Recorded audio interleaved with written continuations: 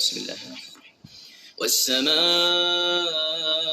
والطارق وما أدراك ما الطارق النجم الثاقب إن كل نفس لما عليها حافظ فلينظر الإنسان مما خلق من ماء دافق يخرج من بين الصلب والترائب إنه على رجعه لقادر يوم تبلى السرائر فما له من قوة ولا ناصر والسماء